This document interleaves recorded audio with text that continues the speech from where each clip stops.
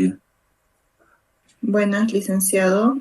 Nuestro grupo y yo vamos a exponer lo que es monitoreo industrial en ruido, calidad de aire ocupacional, resistividad de puesta a tierra, contador de partículas de aire interior y medidor de contaminantes químicos.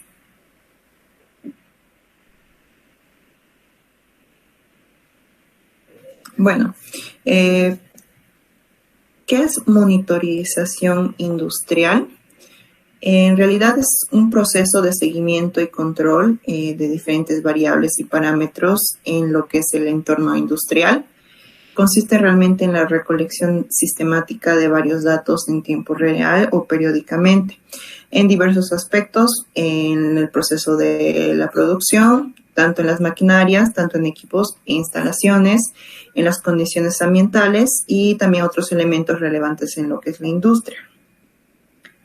Siguiente, por favor.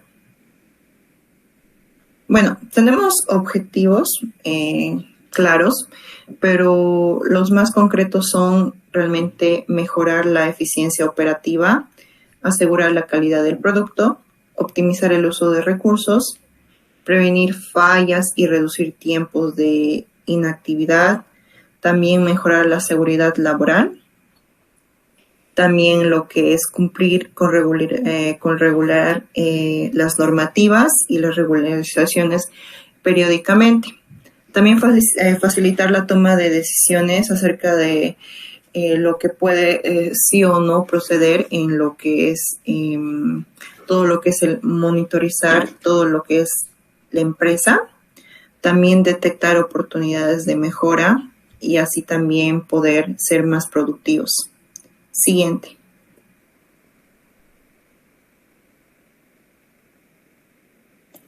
¿Por qué es importante la monitorización?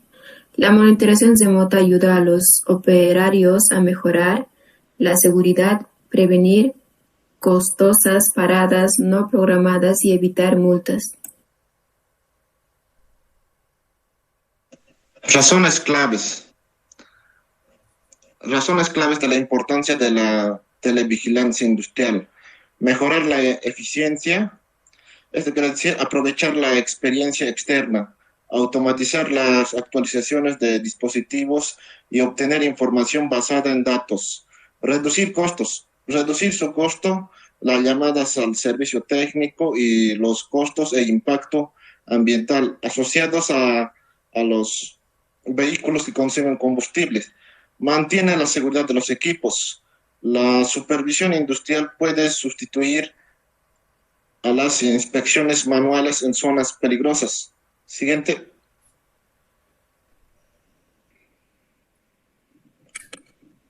Seguridad en el área de trabajo. Los espacios de trabajo son muy variados y diversos, desde una oficina hasta un túnel de gran profundidad, pasando por alturas o lugares expuestos a agentes climáticos extremos. Definir una política de seguridad y salud en el trabajo es más fácil si se identifican cada uno de estos tipos de riesgos de seguridad ocupacional. Por ejemplo, los riesgos biológicos. Este tipo de amenazas tiene un alto impacto negativo sobre la salud de los trabajadores.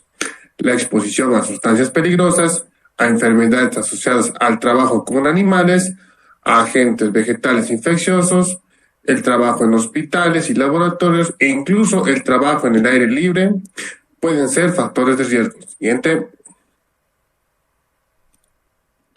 Los riesgos químicos. Mayormente pueden ser la exposición a pesticidas, líquidos peligrosos, solventes o gases inflamables. Son los ejemplos recurrentes a este rango de amenazas de seguridad ocupacional. Es un tipo de riesgo característico de las industrias de mantenimiento, limpieza, ingeniería, química e industria en general, donde los trabajadores pueden sufrir enfermedades de irritación en la piel o problemas respiratorios. Siguiente, por favor. Los riesgos físicos. Dentro de los tipos de riesgos de seguridad ocupacional, los peligros físicos pueden ser los menos obvios. A pesar de su nombre, los peligros físicos no siempre son algo que se pueda ver o tocar. Los peligros físicos afectan a los trabajadores en condiciones climáticas extremas o entornos de trabajos dañinos, como puede ser el trabajo en las alturas, la exposición a radiación solar o trabajos al aire libre durante largos periodos de tiempo. Siguiente, por favor. Los riesgos psicosociales son aquellas condiciones presentes en una situación laboral, directamente relacionadas con la organización del trabajo, el contenido del trabajo y la realización del área, y que se presentan con capacidad para afectar el desarrollo del trabajo y la salud del trabajador. Siguiente. Beneficios de la correcta monitorización industrial: el control, la visión y la capacidad de maniobra. De este modo minimizarás los riesgos y asegurarás la finalización del trabajo en el tiempo y con los recursos planificados. Todo lo que se suponga una desviación de variables importantes para la finalización de un trabajo tendrá una afectación directa en costos y recursos. Monitorización industrial remota de televigilancia. ¿Qué es la remota televigilancia? Permite ver la imagen de su hogar o negocio o distancia únicamente con una conexión a Internet, las cámaras y un equipo de videograbadora. ¿Cómo funciona la televigilancia? Está formado por una serie de videocámaras de seguridad que monitorizan distintas zonas y que están conectadas a un sistema que es capaz de alcanzar las imágenes y generar alertas en caso de detención y intrusos o actividad. Siguiente. La importancia del centro de control de remoto en el servicio de televigilancia. El centro de control de remoto debe prevenir, supervisar, detectar incidencias, desencadenar las respuestas adecuadas y alcanzar y almacenar las imágenes en caso de que las fuerzas de seguridad requieran material grabado para investigar cualquier incidente.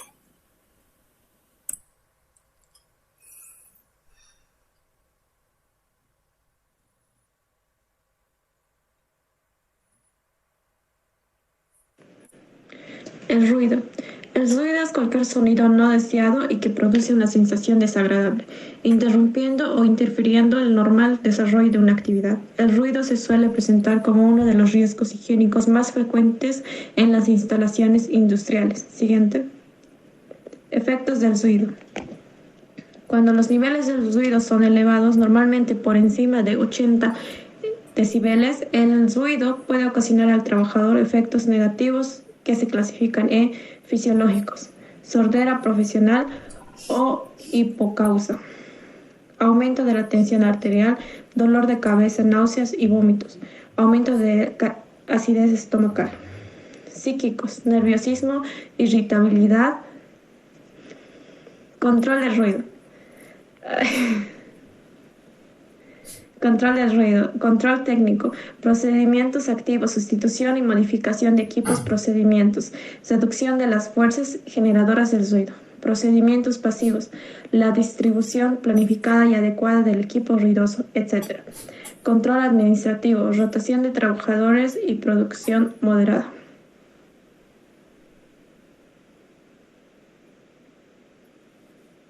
Iluminación.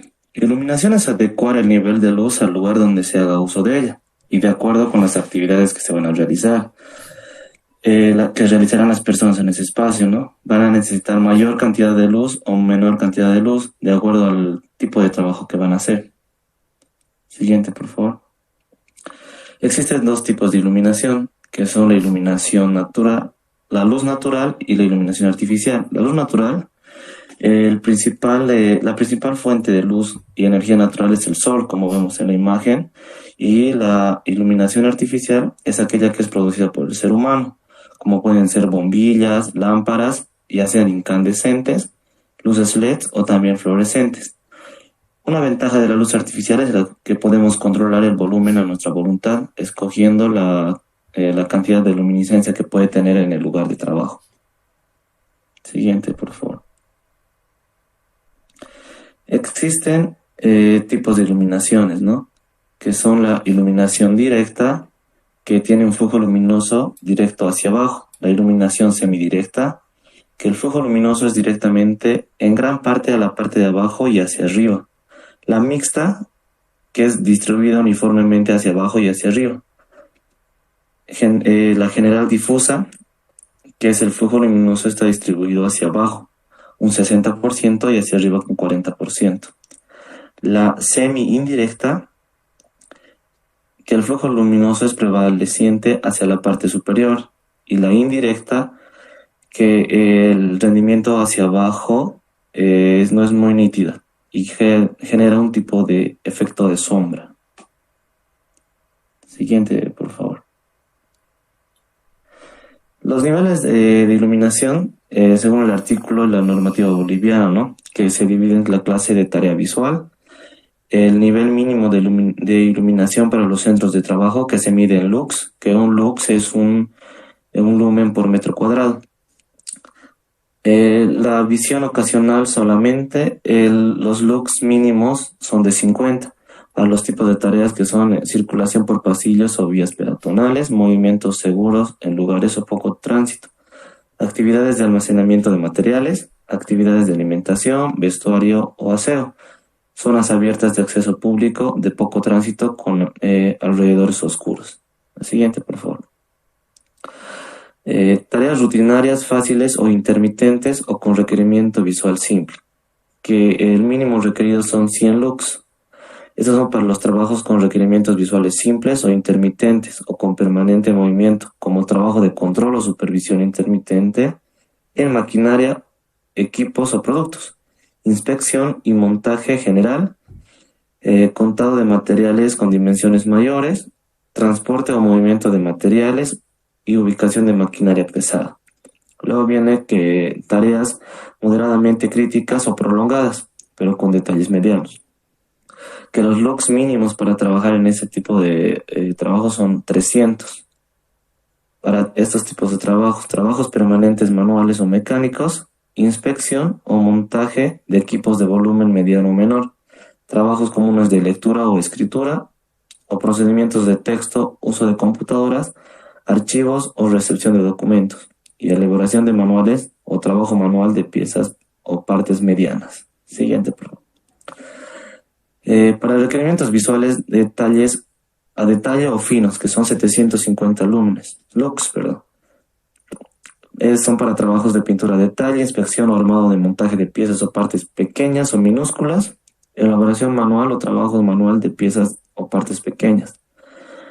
El siguiente es tareas muy severas y prolongadas con detalles minúsculos o diminutos, que requieren 1500 lux.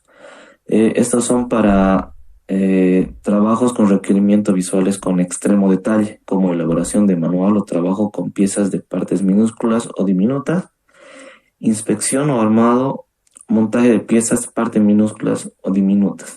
Siguiente, por favor. El último sería de tareas excepcionales, difíciles o con extraordinario requerimiento visual, que son de 3000 lux. Trabajos como puestos de trabajo manual en joyería o relojería, y en casos especiales como trabajos de cirugía médica, ¿no? Que necesita mayor detalle y necesita mayor luminiscencia. Para los trabajos en la construcción se establecen los siguientes niveles: mínimos de iluminación por hora diurno y nocturno, que son en las áreas de circulación de un mínimo de 25 lux, en el área de trabajo mínimo de 75 lux. El luxómetro, niveles de medición. El aparato que se utiliza para medir los lúmenes es el luxómetro. Se trata de un dispositivo de medición que nos ayuda, nos permite conocer cuánta luz o luminosidad hay en un ambiente con que la luz es percibida en el ojo humano, ¿no?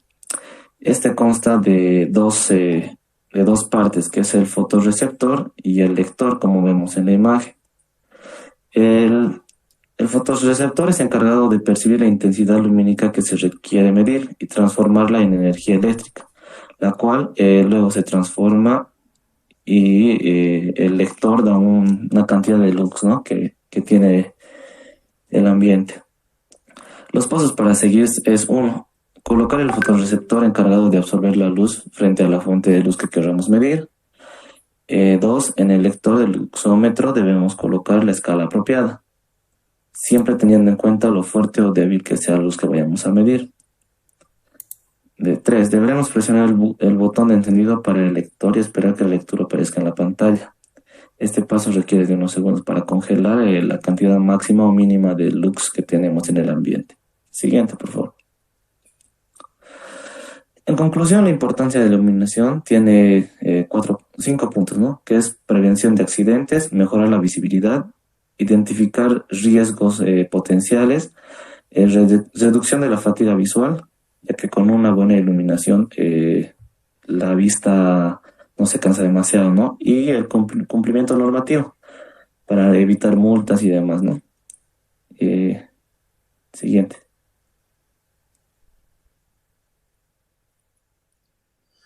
Calidad del aire ocupacional. ¿Qué es la calidad del aire ocupacional? La calidad del aire ocupacional trata de la composición del aire y de la idoneidad del... Para este se determinan las aplicaciones. La calidad del aire está determinada por su composición. La presencia o ausencia de varias sustancias y su concentración son los principales factores determinantes de la calidad del aire. Debido a esto, la calidad del aire se expresa mediante la concentración o intensidad de contaminantes, la presencia de microorganismos o la apariencia física. Siguiente, por favor. El Índice Nacional de Calidad del Aire, ICA, permite comprobar en tiempo real y de forma sencilla la calidad del aire, que marcan las estaciones de medición de la Red Nacional de Vigilancia. El ICA define 6 categorías de calidad del aire: buena, razonablemente buena, regular, desfavorable, muy desfavorable y extremadamente desfavorable. A cada estación se le asigna la peor categoría en términos de calidad del aire. Siguiente. En el siguiente cuadro podemos ver las categorías que mencionamos antes y el intervalo. De 0 a 50, sin riesgo, la calidad del aire es satisfactoria y existe poco o ningún riesgo para la salud. Las recomendaciones: se puede realizar cualquier actividad al aire libre. La categoría regular de 51 a 100 es aceptable. La calidad del aire es aceptable, sin embargo, en el caso de algunos contaminantes, las personas que son inusualmente sensibles pueden presentar síntomas moderados. Las personas que son extremadamente sensibles a la contaminación deben ser consideradas limitar sus esfuerzos prolongados al aire libre. Mala, de 101 a 150, dañina a la salud de los grupos sensibles. Quienes pertenecen a los grupos sensibles pueden experimentar efectos en la salud. El público en general usualmente no es afectado. Las recomendaciones: los niños, adultos mayores, personas que realicen actividad física intensa o con enfermedades respiratorias y cardiovasculares deben limitar los esfuerzos prolongados al aire libre. Muy mala, de 151 a 200, dañina para la salud. Todos pueden experimentar efectos en la salud. Quienes pertenecen a los grupos sensibles pueden experimentar efectos graves en la salud. Las recomendaciones: los niños, adultos mayores, personas que realizan actividad física o intensa y personas con enfermedad respiratoria o cardiovasculares deben evitar el esfuerzo prolongado al aire libre. La población en general debe limitar el esfuerzo prolongado al aire libre. Y la última categoría, extremadamente alta o extremadamente mala, mayor a 200, muy dañina para la salud, representa una condición de emergencia. Toda la población tiene probabilidades de ser afectada. La población en general debe suspender los esfuerzos al aire libre. Siguiente. Aquí tenemos la clasificación por colores, que el verde significa buena, amarilla moderada, naranja dañina para grupos sensibles, roja dañina para la salud y morado muy dañina para la salud. Siguiente, por favor. Las normas de calidad del aire. Se establecen algunas normas de calidad en la Ley General de Bolivia. La calidad del aire es determinación del material particular en suspensión con un diámetro aerodinámico equivalente menor a 10 y 2.5 micrómetros, PM10 y PM2.5, muestreo activo y método gravimétrico. La calidad del aire, contaminantes atmosféricos en exterior, límites máximos permisibles. Alcance: esta norma es aplicable en todo el territorio nacional. Los valores de concentraciones límites que se establecen en la norma para los contaminantes deben ser consideradas como valores guía. que serán utilizados para generar el índice de contaminación atmosférica. Siguiente, por favor. Resistividad puesta a tierra. El factor más importante de la resistencia a tierra no es el electrodo en sí, sino que la resistividad del mismo suelo. Por ello es requisito conocerla para calcular y diseñar la puesta a tierra en sistemas. La resistividad del suelo es la propiedad que tiene éste para conducir la electricidad. Es conocida además como la resistencia específica del terreno. En su medición se promedian los efectos de diferentes capas que componen el terreno bajo este estudio, ya que estos no suelen ser uniformes en cuanto a su composición, obteniendo así lo que se denomina resistividad aparente. La resistividad del terreno varía ampliamente a lo largo del ancho y del globo terrestre, estando determinada las sales solubles, la composición propia del terreno, la estratigrafía, la granulometría, el estado higrométrico, la temperatura y la compactación. Siguiente, por favor. La medición de la resistividad del suelo. La resistividad del terreno se mide fundamentalmente para encontrar la profundidad de lo grueso de la roca de los estudios geofísicos, así como para encontrar los puntos óptimos para localizar la red de las tierras y de la subestación. En general, los lugares con resistividad baja tienden a incrementar la corrosión. En este punto es necesario aclarar que la medición de la resistividad del terreno no es requisito para hacer una malla de puesta a tierra, aunque para diseñar sistemas de tierra de gran tamaño es aconsejable encontrar el área más baja de resistividad para lograr una instalación más económica. Para medir la resistividad del suelo se requiere un terrómetro, llamado en otros países telurómetro o Menger. Los aparatos de uso mayor, de acuerdo al principio de operación, pueden ser de dos tipos: el tipo de compensación, de equilibrio desde el cero o de lectura directa. Los termómetros deben inyectar una corriente de frecuencia que no sea de 60 Hz para evitar que midan voltajes y corrientes que no se deban al aparato en sí, sino a los ruidos eléctricos. De igual manera sucede cuando los electrodos de prueba están mal conectados o tienen falsos contactos. Darán señales falsas y, por lo tanto, corrientes y voltajes que no coinciden. También estos aparatos de repente pueden oscilar entre lecturas que no sean posibles leerlas. Tenemos un aparato inteligente o los termómetros que son analógicos o digitales, que pueden contener 4 carretes de carrete libre, y además del anterior es necesario contar con una cinta no metálica de 50 metros aproximadamente. El método de Werner. En 1915 el doctor Frank Werner desarrolló la teoría de este método de prueba y la ecuación que lleva su nombre. Con el objetivo de medir la resistividad del suelo, se hace necesario insertar los 4 electrodos que se colocan en línea recta a la misma profundidad de penetración. Las mediciones de resistividad dependerán de la distancia entre electrodos y de la resistividad del terreno.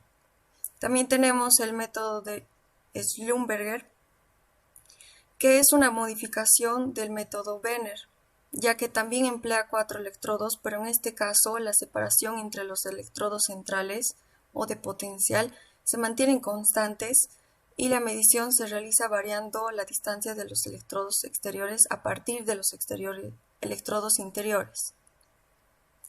Siguiente, por favor.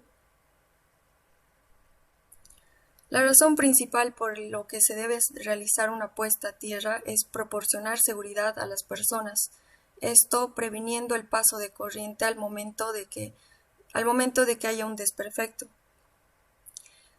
Con este equipo, así se evitaría la descarga de energía sobre una persona.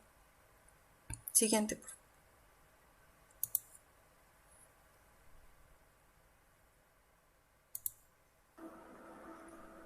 Bueno, contador de partículas de aire interior.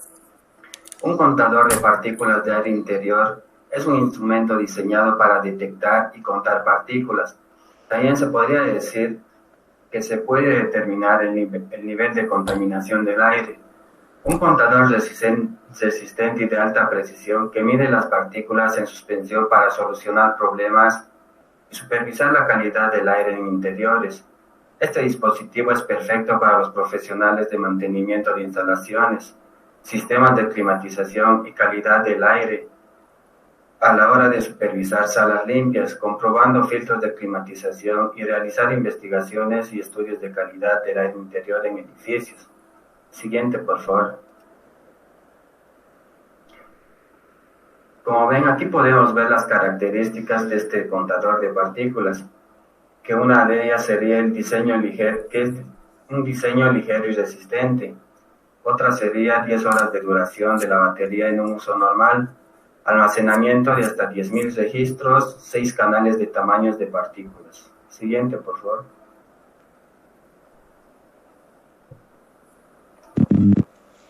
Medidor de contaminantes químicos. Existen diversos tipos de instrumentos para evitar los riesgos químicos.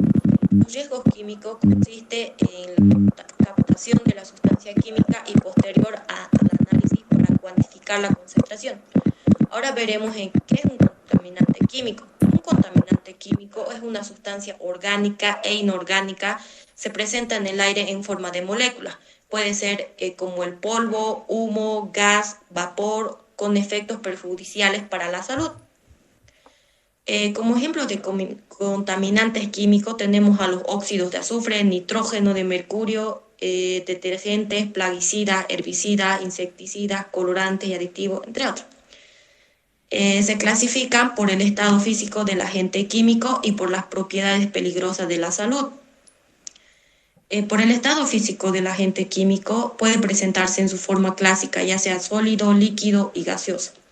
En las propiedades de peligro para la salud podemos considerar que pueden ser explosivas, corrosivas, tóxicas, inflamables, irritantes, sensibilizantes.